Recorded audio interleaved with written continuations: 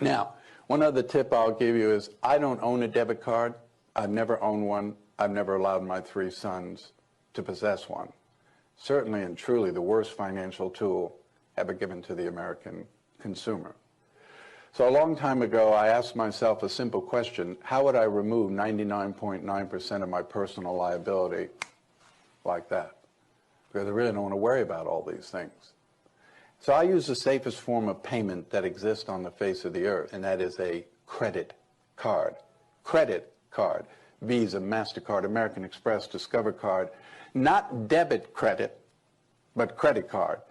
Every day of my life, I spend their money.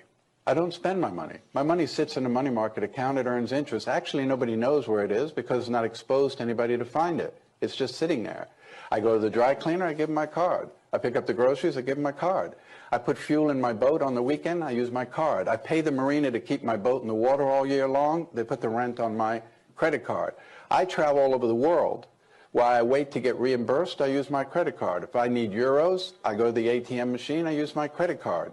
I'm not going to use my debit card to get euros overseas or pounds in Great Britain. And every day I use my card, and then if I pay the bill in full or part of the bill, my credit score goes up. So I'm building credit while I'm using that credit card.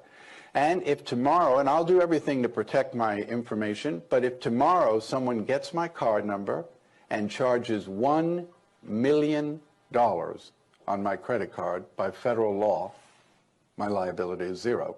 I have no liability. So yes, I love to shop online. I don't use a special card, I just use my credit card. If they don't deliver the merchandise, if they deliver it and it's broken, if the host site I went to was fictitious to begin with, I have zero liability.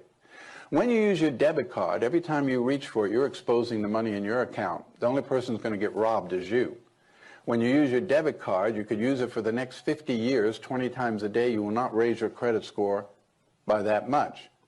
And of course, when you use your debit card, you are liable up to a certain amount, and it takes a while in order to get that debit card fixed. So when we do post-investigations at breaches, and we say to someone, on your incident, what happened? Well, I was in Target, but I used a Visa card, so I don't know, nothing.